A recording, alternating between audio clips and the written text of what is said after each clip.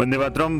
विद्यार्थियों, विशेषकर ऐसे युवा स्टूडेंट्स जो कक्षा 12वीं उत्तीर्ण कर चुके हैं और शिक्षण के क्षेत्र में शिक्षक के रूप में अपना करियर आजमाना चाहते हैं, उनके लिए महत्वपूर्ण अपडेट है। मैंने 2 दिन पहले एक वीडियो में बीएसटीसी, प्री बीएसटीसी या प्री डीएलएड 2023 का शॉर्ट नोटिफिकेशन के बारे में आपको बताया था कि विज्ञप्ति जारी हो चुकी है, और मैं बहुत जल्दी इसके डिटेल्स के बारे में आपको बताऊंगा।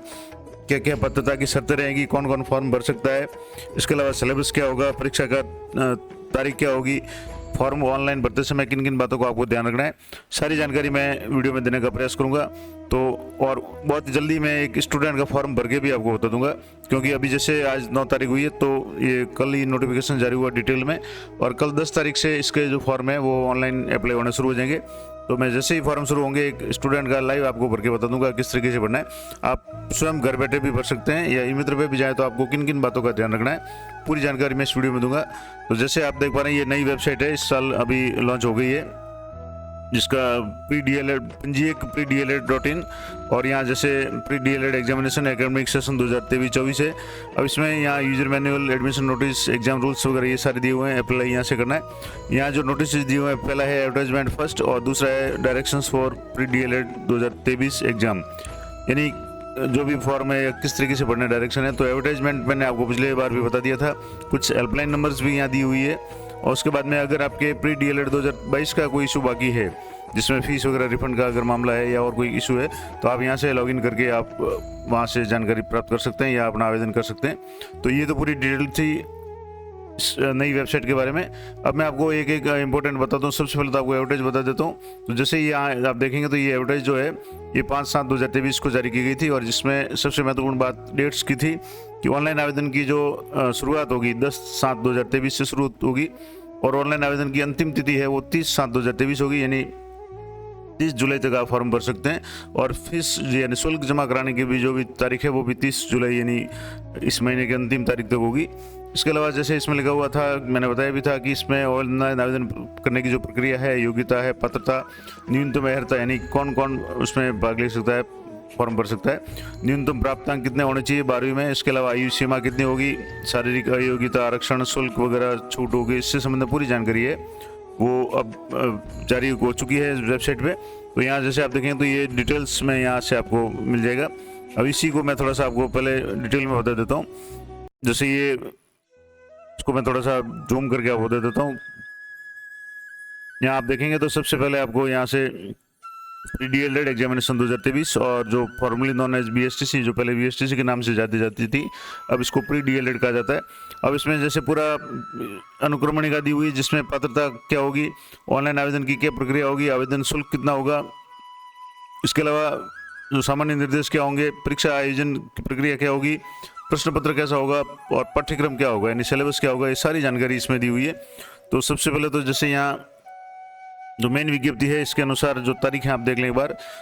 आवेदन उपलब्ध करने की जो तारीख होगी, यानी फॉर्म भरने की जो शुरुआत है वो 10/7/2023 से हो जाएगी, और आवेदन सबमिट करने की अंतिम तिथि और परीक्षा शुल्क जमा करने की अंतिम तिथि दोनों एक ही है, यानी जिस दिन आप फॉर्म भर रहे हैं परीक्षा शुल्क जमा करने के बाद ही आपका फाइनल सबमिट माना जाएगा।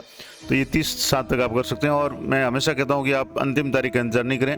अंतिम दिनों में साइट पर लोड ज़्यादा होने के कारण सर्वर बिजी रहता है और कई तरह की टेक्निकल समस्या आती है, तो आप यथाशीघ्र अप्लाई कर सकते हैं, क्योंकि इसमें मार्क लिस्ट की भी आवश्यकता नहीं। और वैसे कल अपडेट आ गया कि बोर्ड की तरफ से 12वीं कक्षा की मार्क लिस्ट है वो जो भी जिला के संग्रहण केंद्र है या नोडल केंद्र है वहाँ तक पहुँचा दी गई है, और आपको बहुत जल्दी ही 1-2 दिन में आपके विद्यालय में मार्क लिस्ट पहुँच जाएगी, तो वहाँ से आप ओरिजिनल मार्क लिस्ट भी ले सकते हैं। हालांकि इसमें मार्क्स लिस्ट की अपलोड करने की आवश्यकता नहीं पड़ेगी। अब जैसे इसमें पात्रता है, कौन कौन फॉर्म भर सकता है, सबसे इंपॉर्टेंट बात कि जो भी स्टूडेंट 12वीं कक्षा उत्तीर्ण कर चुके हैं, उच्च माध्यमिक परीक्षा या समकक्ष, उसमें कैटेगरी वाइज कुछ न्यूनतम परसेंटेज दिए हुए हैं कि उनसे कम वाले स्वीकार्य नहीं होंगे। जैसे डीएलएड सामान्य और संस्कृत 2 तरह के फॉर्म भरे जाएंगे। अगर आपके 11वीं-12वीं में संस्कृत है तो उसके लिए आपको संस्कृत अप्लाई करना है, और नहीं तो आपको सामान्य में करना है। अब इसके लिए जो सामान्य कैटेगरी के जो स्टूडेंट है, नॉर्मल जो है, उनके लिए 50% 12वीं में होना अनिवार्य है। उससे कम 1% भी होगा तो आप फॉर्म नहीं भर पाएंगे। इसी तरह से अनुसूचित जाति जनजाति के जो स्टूडेंट है उनको 45% न्यूनतम 12वीं में उत्तीर्ण चाहिए। ओबीसी, अन्य पिछड़ा वर्ग, एमबीसी और ईडब्ल्यूएस के जो भी कैंडिडेट हैं उनको 45% अनिवार्य रूप से 12वीं में होने चाहिए। दिव्यांग श्रेणी के जो भी स्टूडेंट है जिनकी दिव्यांगता 40% या उससे अधिक हो, उससे कम बड़ा है वो दिव्यांग की श्रेणी में नहीं आता, तो 40% से अधिक दिव्यांगता हो उनके लिए 12वीं में 45% होना आवश्यक है। इसके अलावा सामान्य वर्ग की विधवा, परित्यक्ता, तलाकशुदा महिलाएं जो भी है, जिस रिजर्व कैटेगरी जिसमें विधवा, परित्यक्ता या तलाकशुदा महिलाएं हैं, उनको 45% की अनिवार्यता है कि 12वीं में कम से कम 45% होना चाहिए, तभी आप भर सकते हैं। इसमें स्पष्ट लिखा हुआ है कि वांछित न्यूनतम प्राप्तांक प्रतिशत गणना में एक भी अंक कम स्वीकार्य नहीं होगा। इससे एक भी अंक कम है तो आप नहीं भर सकते। उदाहरण के लिए इसमें बताया हुआ है कि यदि किसी के भी जैसे 12वीं कक्षा में या समकक्ष में 50 का अगर परसेंटेज है, 50% होना है और उसके 49.99 है तो भी वो मान्य नहीं होगा, पात्र नहीं होगा, उसके पूरे 50% होना जरूरी है। तो ये विशेष ध्यान रखें। और हो सकता है अगर आप ये कम परसेंट भरेंगे तो ऑनलाइन वो सबमिट भी नहीं होगा। और विशेष रूप से कि जो आवेदक 2023 की उच्च माध्यमिक परीक्षा में सम्मिलित हुए हैं, जैसा कि मैंने अभी पहले ही बता दिया, जो परीक्षा हो चुकी है उसमें सम्मिलित हो चुके हैं, रिजल्ट 12वीं का आ चुका है, वो भी या हो रहे हैं, वो भी शामिल हो सकते हैं, परंतु उन्हें काउंसलिंग के समय पात्रता की सभी शर्तों को पूर्ण करना अनिवार्य होगा। यानी जब आपकी एग्जाम के बाद में सिलेक्शन होता था आपके पास में ओरिजिनल मार्कलिस्ट होनी चाहिए। तो मैंने आपको पहले अपडेट दे दी कि बोर्ड की तरफ से मार्कलिस्ट है वो जारी की जा चुकी है, जिला केंद्रों पे जहाँ भी संग्रहण केंद्र वहाँ पहुँच चुकी है और बहुत जल्दी आपके विद्यालय में पहुँच जाएगी। तो ये समस्या नहीं रहेगी। ये समस्या उस समय रहती है जब रिजल्ट डिक्लेयर होना हो और विज्ञप्ति पहले आ जाती है। इस बार रिजल्ट 12वीं का डिक्लेयर हो चुका है, जबकि वैकेंसी काफ़ी देरी से आई है, जबकि पीटीटी का जो प्रोसेस है उसमें फॉर्म भरना और रिजल्ट और काउंसलिंग तक का कार्य हो चुका है। तो दूसरा है सबसे इम्पोर्टेंट बात, आयु। तो आवेदक की जो भी आयु है 1 जुलाई 2023 यानी इस जुलाई को 28 वर्ष से अधिक नहीं होनी चाहिए, ये अधिकतम आयु है। इसके अलावा विधवा, तलाकशुदा, परित्यक्ता जो महिलाएं हैं उनकी ऊपरी सीमा में कोई बंधन नहीं है, यानी वो किसी भी उम्र तक फॉर्म भर सकती है। इसके अलावा अनुसूचित जाति, जनजाति, अन्य पिछड़ा वर्ग, ईडब्ल्यूएस और महिलाओं के लिए राज्य सरकार द्वारा जो भी नियमानुसार सामान्य रूप से 5 साल की छूट दी जाती है तो वो मान्य होगी। उसके लिए पूरा प्रोसेस अलग से या डिटेल्स मिल जाएगी आपको। आरक्षण के लिए राज्य सरकार के जो भी नियम है वो मान्य होंगे। अब इसके लिए जो वेबसाइट है, अधिकृत वेबसाइट है, वो पंजीयक.dled.in के माध्यम से आवेदन किए जा सकेंगे। मैंने पहले आपको बता दिया। जैसे ये जो वेबसाइट है, इस वेबसाइट पे आपको यहाँ से सबसे पहले यहाँ से लॉगिन का जो ऑप्शन है, यहाँ से आपको क्लिक फॉर अप्लाई और लॉगिन करना है। अभी जैसे मैं आपको क्लिक करूँगा तो अभी लॉगिन का ऑप्शन काम नहीं करेगा क्योंकि 10 तारीख से साइट शुरू होगी। लेकिन मैं आपको सिर्फ समझाने के लिए बता रहा हूँ कि जैसे अभी ये यहाँ कोई नहीं आ रहा है। अब सबसे पहले यहाँ जैसे आपको एग्जिस्टिंग यूजर तो अब है नहीं, सबसे पहले आपको यहाँ से रजिस्ट्रेशन करना पड़ेगा, न्यू रजिस्ट्रेशन। अब जैसे न्यू रजिस्ट्रेशन करेंगे तो यहाँ से आपको अभी जैसे आगे आगे वार्निंग रजिस्ट्रेशन इज क्लोज्ड, इसका मतलब हुआ कि अभी रजिस्ट्रेशन शुरू नहीं हुआ क्योंकि 10 तारीख को शुरू होगा। तो यहाँ से आप सारा जो भी है वो काम होंगे। उसके लिए पहले आपको अपना रजिस्ट्रेशन करना पड़ेगा, उसके बाद में अगर अकाउंट है उसको एक्टिवेट करना पड़ेगा। वो पूरा प्रोसेस मैं अगले वीडियो में 10 तारीख को जब भी फॉर्म शुरू हो जाएंगे मैं एक स्टूडेंट का फॉर्म भर के आपको बता दूंगा। तो आगे जैसे मैं आपको बता रहा था, यहाँ से जो आवेदन है वो इस साइट से किए जाएंगे। उसके लिए आपको खुद भी आवेदन कर सकते हैं, ई मित्र से भी कर सकते हैं, और जो पेमेंट है परीक्षा का वो आप online debit card, credit card यानी जो एटीएम कार्ड आपके पास में है या नेट बैंकिंग किसी की भी ऑनलाइन माध्यम से कर सकते हैं। और उसके बाद में सफलतापूर्वक ऑनलाइन भुगतान हो जाए उसके बाद में आप आवेदन पत्र की जो भी हार्ड कॉपी है उसको प्रिंट करके रखें। अभी उस समय अगर आपके पास में किसी समय प्रिंटर उपलब्ध नहीं है तो उसकी सॉफ्ट कॉपी है पीडीएफ ग्रुप में डाउनलोड करके सेव कर लें। और उसके बाद में अभ्यर्थी राज्य में निर्धारित ई मित्र कियोस्क के माध्यम से भी आवेदन कर सकते हैं और अपना शुल्क जमा करा सकते हैं। यानी आप खुद भी भर सकते हैं, ई मित्र से भी भर सकते हैं, लेकिन ध्यान ये रहे कि जो भी डिटेल्स वगैरह आप नाम की स्पेलिंग्स वगैरह है वो सारी आप सही भरें। और विशेष रूप से मैं हर वीडियो में कहता हूँ कि अपने मोबाइल नंबर और ईमेल आईडी अगर जहाँ भी है वहाँ आप खुद के दें और वो मोबाइल नंबर दें जो चालू हालत में हो, ताकि आपको जब भी मैसेज वगैरह आए उसमें कोई समस्या नहीं आए। ऑनलाइन आवेदन ऑनलाइन ही स्वीकार किए जाएंगे, हार्ड कॉपी भेजने की आवश्यकता नहीं है। यानी जो भी फॉर्म है आपको ऑनलाइन भरना है और उसकी प्रिंट है आपके पास में रखनी है, कहीं भी भेजने की आवश्यकता नहीं है। ऑफलाइन या हाथ से भरे हुए आवेदन स्वीकार्य नहीं होंगे। ऑनलाइन आवेदन प्रक्रिया में समस्त प्रविष्टियाँ सावधानीपूर्वक भरकर उनका प्रिंट लें। और मैंने पहले ही बता दिया कि उसकी हार्ड कॉपी अपने पास संभाल के रखें, क्योंकि काउंसलिंग के समय ये सारे डॉक्यूमेंट्स आपके पास में होने जरूरी है। फीस जमा कराने का वगैरह जो भी आवेदन किया तो वो सारे आपके पास होने जरूरी है। हालांकि ये वेबसाइट पे आपको किसी भी समय मिल जाएंगे, लेकिन यथासंभव आप उसकी प्रिंट अपने पास रखें। और प्रिंट अगर किसी समय आपके पास प्रिंटर उपलब्ध नहीं है तो उसकी पीडीएफ के रूप में आप जरूर सेव कर लें ताकि कभी भी उसका प्रिंट निकाल सकें। अब बात करते हैं आवेदन शुल्क की। तो प्री डीएलएड का जो भी एग्जाम है उसके लिए सामान्य और शिक्षक दो तरह के, जो संस्कृत और सामान्य दोनों कैटेगरी के लिए किसी भी पाठ्यक्रम के लिए जो शुल्क है वो 450 रुपये है एक के लिए। लेकिन अगर आप दोनों की पात्रता रखते हैं, आप 12वीं में आपके संस्कृत है और आप सामान्य और संस्कृत दोनों में भरना चाहते हैं तो दोनों पाठ्यक्रमों के 500 रुपये होंगे। यानी दोनों भरेंगे तो काफ़ी ज़्यादा इसमें छूट दी गई है। एक पाठ्यक्रम के लिए 450 रुपये है और शुल्क है किसी भी दशा में रिफंडेबल नहीं है, यानी एक बार आपने भर दिया तो आपको वापस नहीं मिलेगा। और इसलिए आप जो भी दिशा निर्देश है उसको ध्यान से पढ़कर ही आवेदन करें। और परीक्षा संबंधी सभी सूचनाएं और आवश्यक सूचनाएं यथासंभव SMS के माध्यम से प्रेषित की जाएगी। आपके जो भी रोल नंबर वगैरह या जो भी परीक्षा संबंधी डिटेल्स होगी वो SMS के द्वारा मोबाइल से मिल दी जाएगी। इसलिए मैं हमेशा कहता हूँ कि मोबाइल नंबर अपना स्वयं का हो और चालू मोबाइल नंबर हो। ऐसा नहीं हो कि इनकमिंग बंद हो तो आपके मैसेज नहीं मिलेगा। और ई मित्र वगैरह का किसी का भी मोबाइल नंबर फीड नहीं कराएं, क्योंकि उनके पास सूचना आएगी तो उनको बहुत सारे काम होते हैं, आपको सूचित नहीं कर पाएंगे। तो आपका खुद का जो भी वर्किंग मोबाइल हो, जो चालू हालत में हो, इनकमिंग वगैरह की सुविधा हो, नेटवर्क उसमें फुल आ रहा हो, वही मोबाइल नंबर दें ताकि आपको समय पर सूचना मिल जाए। और इस संबंध में कोई भी आपकी समस्या आती है तो आप जो हेल्पलाइन नंबर है जैसे 0151226570, इस पर आप 10 बजे 6 बजे तक कार्य दिवस में छुट्टी को छोड़ करके आप फोन कर सकते हैं। इसकी जो वेबसाइट है ये panjik.dled.in है, मैंने पहले बता दी। अब इसमें इम्पोर्टेंट बात कि जब फॉर्म आप भरेंगे, आवेदन करेंगे, तो उस समय आपको क्या क्या चीज़ें ध्यान रखनी है। सबसे पहले तो आपको अपना जो नवीनतम फोटो है वो आपको पास में होना चाहिए, जिसकी अधिकतम साइज 100 KB तक होनी चाहिए। इसके अलावा जो आपको अंगूठे का निशान है वो भी आपको अपलोड करना पड़ेगा, उसकी भी अधिकतम साइज है 100 KB है। और जो आपको हस्ताक्षर है वो भी अधिकतम 100 KB में अलग अलग या तो JPG में या JPEG फॉर्मेट में स्कैन करके आपको रख लेना है, उसको अपलोड करना पड़ेगा। इसके अलावा अपनी उच्च माध्यमिक और उच्च माध्यमिक की अंक तालिका,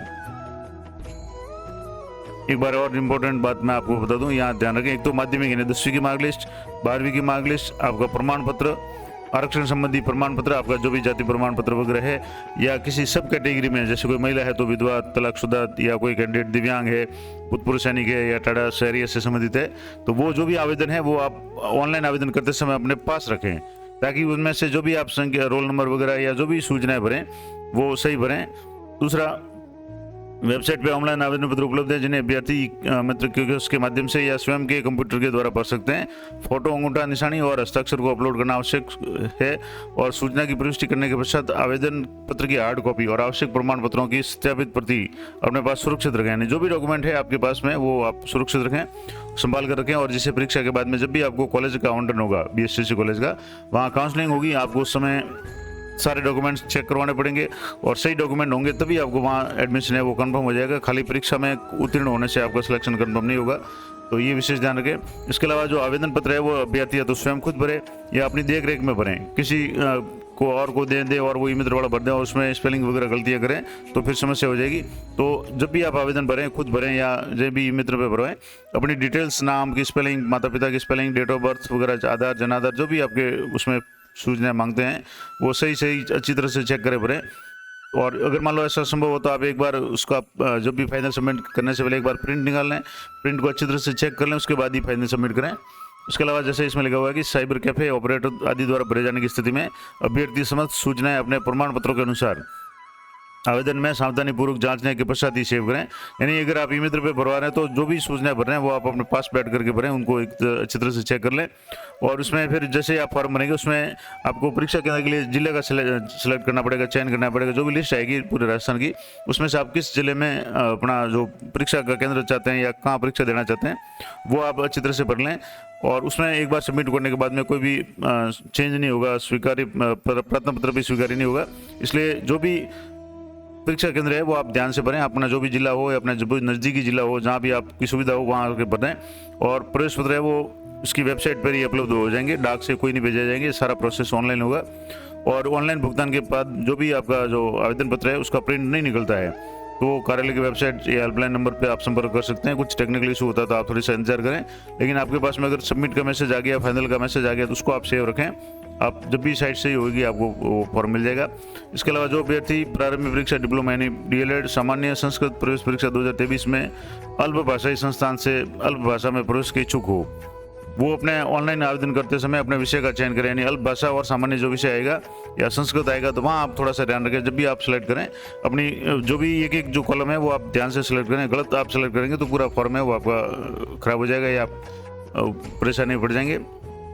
इसके अलावा समस्त प्रकार के जो भी विवाद होंगे उसका क्षेत्र बीकानेर होगा। और शिक्षक प्रशिक्षण पाठ्यक्रम प्री DLED जो भी है उसमें प्रवेश हेतु जो शैक्षणिक योग्यता है वो राष्ट्रीय अध्यापक शिक्षा परिषद के मापदंडानुसार होगी। तो वो सीधी सी बात है कि 12वीं उत्तीर्ण हो और कम से कम कैटेगरी वाइज 50, 45, 40 जो भी परसेंटेज दिए हुए मैंने पहले बताएं वो होने अनिवार्य है। आरक्षण के जो भी नियम है वो राज्य सरकार के नियम मान्य होंगे। और अगर मान लो किसी आवेदक ने राजस्थान के बाहर से बोर्ड की है, 10वीं या 12वीं की है, तो उस माध्यमिक शिक्षा बोर्ड राजस्थान के द्वारा मान्यता की समकक्षता की मान्यता होने पर ही प्रवेश का पात्र होगा और उसको अभ्यर्थी को समकक्षता प्रमाण पत्र प्रस्तुत करना होगा। तो ये अगर आप राजस्थान बोर्ड से बाहर के हैं तो उनको अपने पास सर्टिफिकेट होगा, वो आपको उस समय रखना पड़ेगा। इसके अलावा राजस्थान माध्यमिक शिक्षा बोर्ड अजमेर से पुरानी प्रणाली के तहत हायर सेकेंडरी परीक्षा उत्तीर्ण आवेदक भी अन्य शर्तें पूरे करने पर योग्य माना जाएगा, अन्यथा नहीं। और जो आवेदक 2023 में सीनियर सेकेंडरी प्रवेश में सम्मिलित हुए हैं, यानी अब जैसे ये तो रिजल्ट आ चुका है तो उनको कोई समस्या नहीं है, लेकिन मान लो किसी का रिजल्ट नहीं आया है, कोई रिजल्ट ड्यू है तो भी आप फॉर्म भर सकते हैं।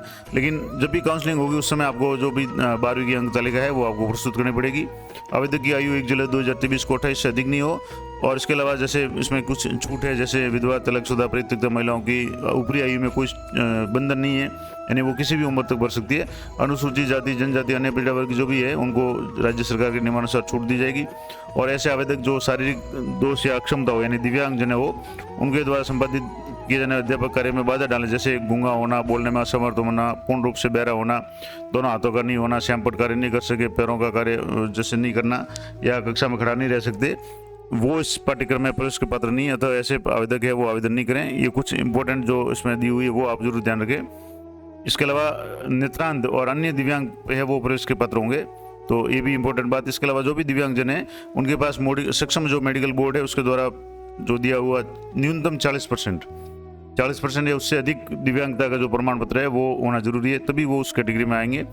और आवेदक के पास में अपना मूल निवास होना चाहिए, बोनाफाइड सर्टिफिकेट जो जिला मजिस्ट्रेट या SDM द्वारा जारी किया गया हो। और जो भी आप फॉर्म भर रहे हैं उससे सबमिट करने की तारीख अंतिम तिथि से पूर्व का होना चाहिए। जैसे आप 30 जुलाई को फॉर्म भर रहे हैं या 25 जुलाई को या 20 जुलाई को आप फॉर्म भर रहे हैं तो आपके 20 जुलाई से पहले का आपका जो मूल निवास बना हुआ होना चाहिए। अब मान लो जैसे किसी कैंडिडेट के मूल निवास बना हुआ नहीं है और वो आज अप्लाई करता है तो उसका फॉर्म है वो बाद में रिजेक्ट हो जाएगा या काउंसलिंग के समय उसको रोक दिया जाएगा। तो कोशिश ये करें कि जैसे 30 तारीख है, अभी जैसे आज 9 तारीख हुई है, आपके पास मूल निवास नहीं है, आज ही अप्लाई कर दें। 5, 7, 10 दिन में जब भी आपके मूल निवास आ जाए उसके बाद ही आप अप्लाई करें, ताकि जिस दिन अप्लाई करें उस समय उस दिन आपके पास में डॉक्यूमेंट है वो पूरे होने चाहिए।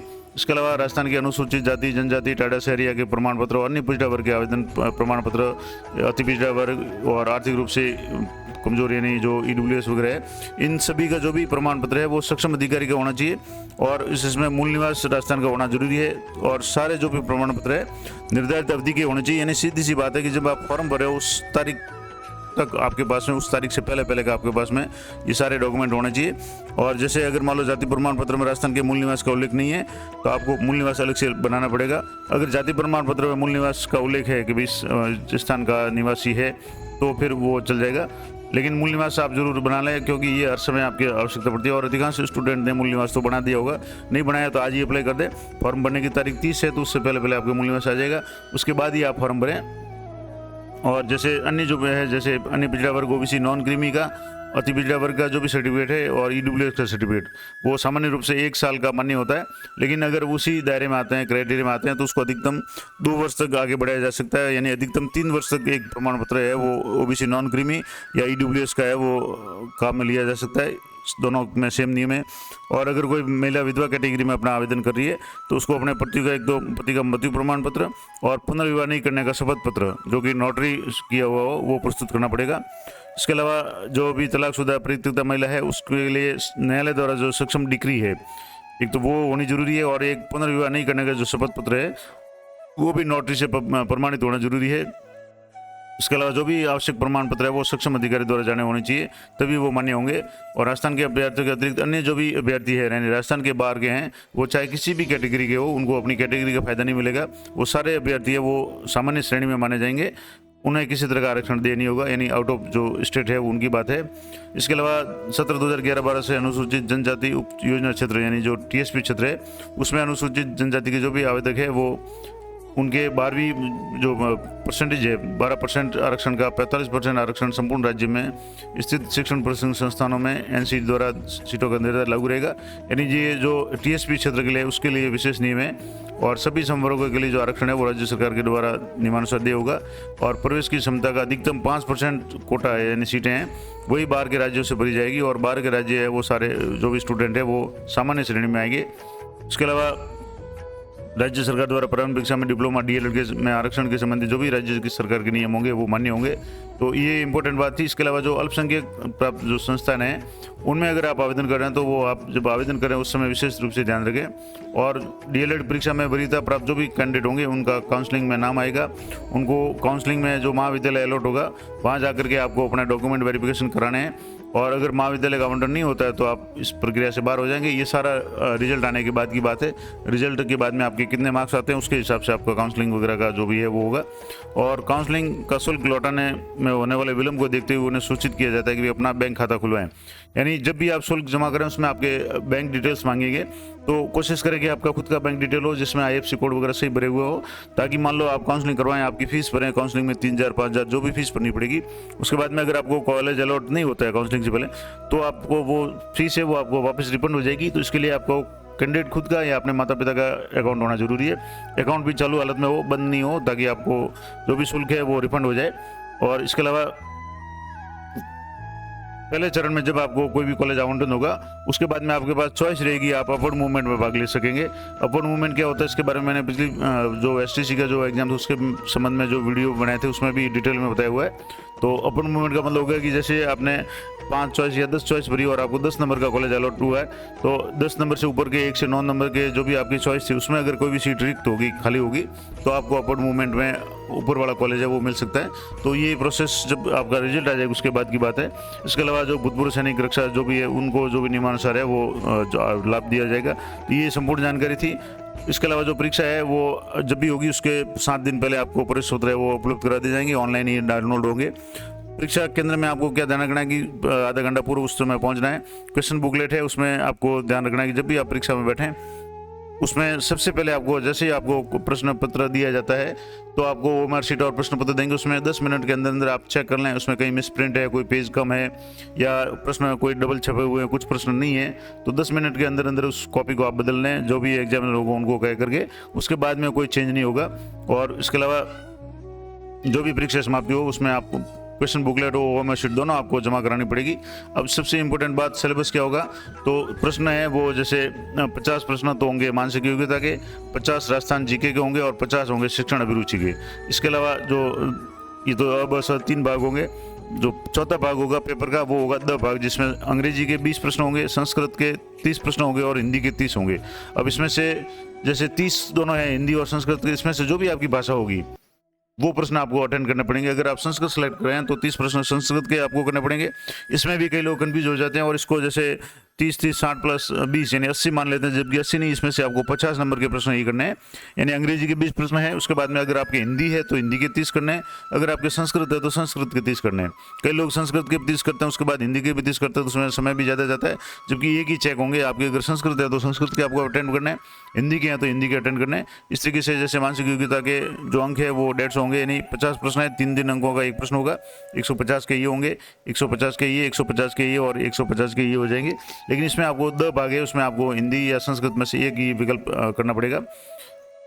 कुल जो बुकलेट है उसमें 200 प्रश्न होंगे, 50 मानसिक योग्यता, 50 राजस्थान जी के, 50 शिक्षण अभिरुचि के, 150 प्लस 20 और 30 तो अंग्रेजी के और 30 हिंदी या संस्कृत के, दोनों में से एक होंगे। इस तरीके से 200 प्रश्न आपको अटेंड करने पड़ेंगे, ये मैंने पहले बता दिया। इसके अलावा जो भी डिटेल सिलेबस है, अब इसमें जैसे आपके पास में ब्लैक या ब्लू पेन है उससे आपको गुणा करना है, गुणा आपको सही करना है, वो आप सब जानते हैं। इसलिए आप ओएमआर शीट से पहले एक बार प्रैक्टिस जरूर कर लें अगर आपने कोई भी एग्जाम इस तरह का नहीं दिया हुआ है तो। और इम्पोर्टेंट बात कि अगर इस समय कोई भी अगर नकल वगैरह करते हैं तो आपके खिलाफ में कार्रवाई की जाएगी। ब्लूटूथ वगैरह या किसी भी इलेक्ट्रॉनिक उपकरण है वो आप नहीं ले जा सकते। अब जो सिलेबस है संक्षिप्त पाठ्यक्रम है, जैसे इसमें मानसिक योग्यता में किस तरह के सवाल आएंगे, 150 अंकों का जो पेपर होगा जिसमें अधिकतम 50 प्रश्न होंगे होंगे। उसमें रीजनिंग होगी, तार्किक योग्यता होगी, दो वस्तुओं की आंशिक समानता या विभेदीकरण होगा, रिलेशनशिप जैसे संबंधों से संबंधित या विश्लेषण है, तार्क जो लॉजिकल है यानी मानसिक योग्यता, तर्क शक्ति से संबंधित 50 प्रश्न होंगे 150 नंबर के। इसके अलावा जनरल अवेयरनेस ऑफ राजस्थान की जानकारी में राजस्थान का हिस्ट्री है, राजस्थान की ज्योग्राफी है, राजस्थान की कला संस्कृति, भूगोल, सामाजिक लोक जीवन वगैरह इनसे संबंधित है, वो 50 प्रश्न होंगे। इसके अलावा शिक्षण अभिरुचि से संबंधित जो भी प्रश्न है वो आप एक बार जरूर उसका जो भी सिलेबस वगैरह या कोई भी गाइड वगैरह अच्छी किताब लाएं।